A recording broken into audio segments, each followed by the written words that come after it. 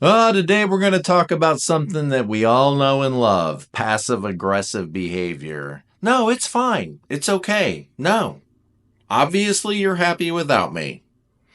Well, if you have somebody in your life that tends to be a little passive-aggressive, let's get aggressive. If you have somebody who is a little passive-aggressive in your life, it can be so frustrating. And I hate to admit it, but I'm a little bit like this. I'm an ENFP, so that F thing, I think that sensitivity, get my feelings hurt. My feelings are hurt. And when you live with somebody who's passive aggressive, their feelings get hurt. And then they don't know what to say. They don't know what to do to make it better. It could look like emotional immaturity. And it's very likely that you get frustrated with this because it does make the whole room feel gray. And obviously there's a problem here, but we're not talking about it.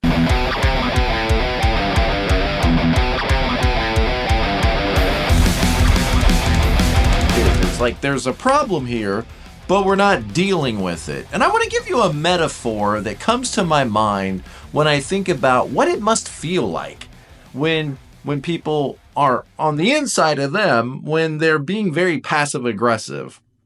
A $10,000 clue as to what this must feel like for them. And you'll see passive aggressive behavior in snarky little comments.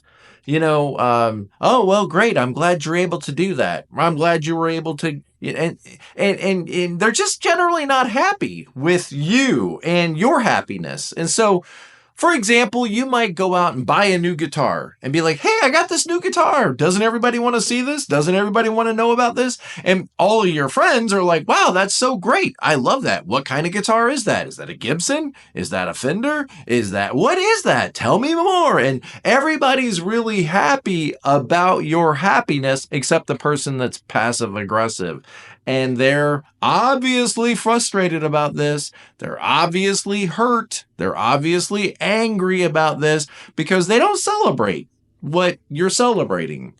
And this will create a huge disconnect in your relationship because it almost seems like this person isn't happy that you're happy. They're upset that you're happy. Why would somebody be upset that you're happy? That doesn't feel good. That feels really kind of ugly. So what's going on here? How do we fix this? How do we make this better? How do we deal with this passive aggressive? Sometimes you just wish they'd be aggressive. Like, just be aggressive. But if you have two feeling types, you have two nice person disorder people in a relationship, sometimes they don't know how to just bring things out into the open and talk about them. It may be that a lot of things might be going on, but let's do the $10,000 help here, okay?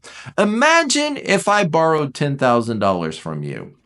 Okay, let's say we're friends. We're close friends. We really get along. We really trust each other. Maybe we're brothers, or maybe we're cousins, or maybe we're just longtime friends, or maybe whatever. I borrow $10,000 from you. Business partners, okay? I borrowed $10,000 from you and now I owe you a debt.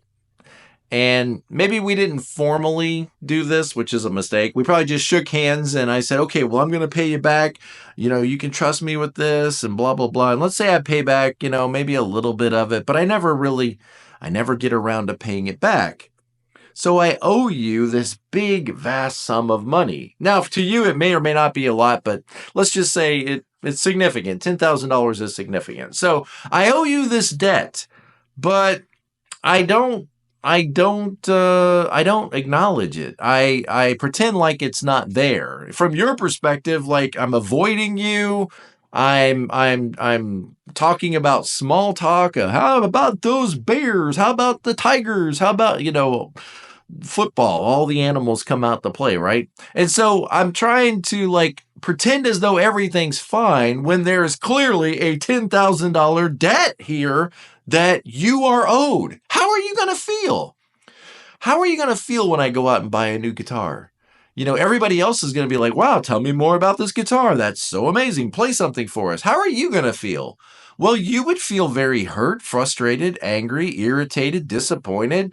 And generally, I don't care about our relationship. If I cared about our relationship, I would pay back the debt. I would at least acknowledge the debt. But when I don't acknowledge the debt and I don't pay back the debt and I pretend as though it's not there, it's 100% predictable how you're going to feel. Hurt, frustrated, upset, and maybe you have such a nice person disorder that you don't want to keep bringing it up. Hey, Tom, remember, that's a great guitar, but hey, Tom, remember, you owe me $10,000. Maybe you're not comfortable being that abrupt, being that direct. So what are you going to do? Well, you're going to seethe under the surface, resentment, bitterness, frustration, anger, whatever you want to call it. It's all going on underneath the surface. And it's definitely going to affect our relationship because there is a debt that is not being acknowledged. And I think with passive aggressive behavior, it's like that. There is some apology that you feel you deserve. And maybe you rightly do. You very well might rightly deserve that apology. But for whatever reasons, this other person is not acknowledging the wrong they did. They're not acknowledging that they stepped over a line and trespassed or transgressed against you. And they're just acting as though everything's fine when it's not fine. And now, why wouldn't you just go deal with this directly? Well, again, you might have nice person disorder and you have a hard time advocating for yourself, and you don't want to be badgering and nagging. You don't want to always be pointing at this. And you might think to yourself, if they really cared, they obviously know. And I've already told them. 2 weeks ago, 2 months ago, 2 years ago, I told them. And obviously they don't care. Obviously it's not important to them. Obviously my feelings don't mean anything to them. And you might start, brewing up this story, seeing this person who owes you an apology, who owes you restitution, seeing them in the worst light possible, and then having a hard time, being direct about it because, well, I don't want to be a problem. I don't want to be awful or ugly to this person. I don't want to be nasty and terrible. And so I might just try to deal with this in a very withdrawn way of pulling away from them and no longer complying with their needs. And if you could be a little more assertive, okay, you guys who might find yourselves being a little passive aggressive, silent treatment, snarky comments, disengage and distant. How's everything going? Are you okay? I'm fine. I said I was fine. And so if you behave in this way and catch yourself behaving this way, you might just ask yourself, okay, I tend to have a hard time being assertive. What if I could be a little more assertive, a little more direct, and just come out and state in the open, hey, I'm really happy that you were able to get that guitar. I mean, it looks fantastic and you sound amazing. But I'm a little confused here because remember, you still owe me that $10,000 debt. And I'm wondering how you decided it was okay to go ahead and purchase. Now, see, that might feel so uncomfortable to you to deal with it directly, to get it out in the open. But let me just remind you that when you don't deal with problems out in the open, you tend to just have these arguments over and over in your head. And that isn't very productive. It's not a good strategy to try to resolve things. If your goal was to resolve this, if your goal was, let's say your goal was to be paid back, and it may not be that severe. Your goal just might be that acknowledgement. I just need an acknowledgement that you remember that this debt is there and that you're sorry or that you feel obligated here. Whatever it is, just think the strategy you're using of withdrawing and making disappointed eyes and making snarky comments or not complying with the other person's needs anymore. Well, obviously they don't care about me, so why should I care about? Just realize that maybe not the best strategy. It's probably a terrible strategy to actually get what you want, which is, my guess is you want your $10,000 back, but you also want a restitution and a reconnection in that relationship. So just like pause for a second. Now, if you're the offending party, what do? Well, if you may be completely unaware, like let's just say you forgot that you even owed them money, okay? Or you're not even, and it's not always, okay. If you're the party that is receiving the passive aggressive behavior, you very well may not know what you even did. Okay, you may not really understand how you hurt this other person, or somebody told them a rumor and it isn't even true. And this other person is building up walls and defense against you because of something someone else said to them in a meeting room 2 weeks ago that you didn't even do. So you may be completely innocent. So when you are sensing that passive aggressive behavior, you kind of feel it first. You might feel it. It feels like manipulation, or you feel this awkward, uncomfortable, like there has been a disturbance in the force. You feel this disturbance in the force, right? And so you need to go after this person. You need, as uncomfortable as it may be, you need to go after them and say, hey, I can see that something's wrong. What's going on? Nothing. I'm fine. Okay. Good. But it feels like maybe there may be some kind of disconnect. And I'm afraid I might have hurt your feelings. I'm afraid I might have upset you. And I need to understand what's happening because I love you and I care about you. And I think you have to kind of stay after this. Like you can't let yourself just respond or react to their passive aggressive behavior. You have to kind of take the high road here and stay after them and maybe think of it like rescuing them and helping them find their voice a little bit.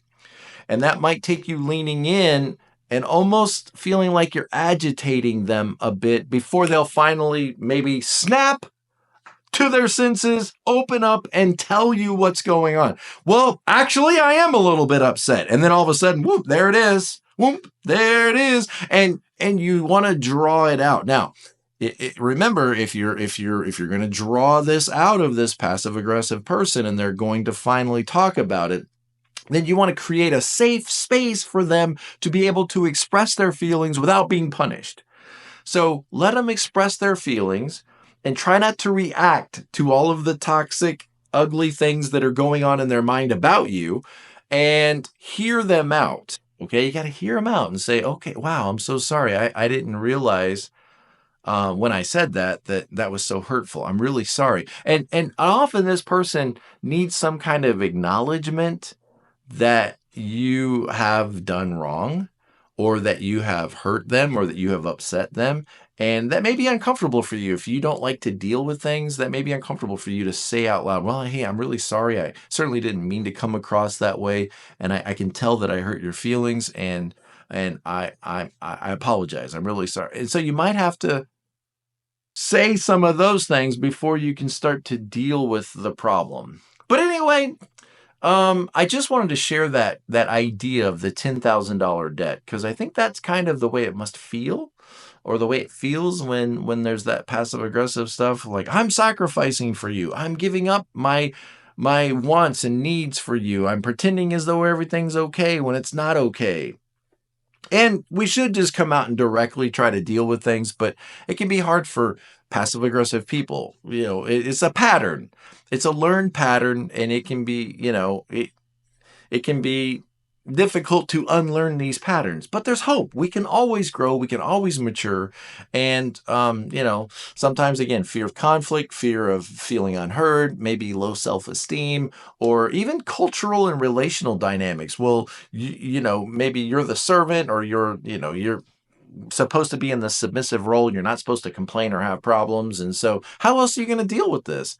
Well, again, it'd be better to deal with it directly, get things out in the open, talk about them, so that healing can actually occur, so that we can get the cancer out and then move on with our life and move on with our relationship. So let's work to try to create that open kind of communication in our relationship so that we can fix problems.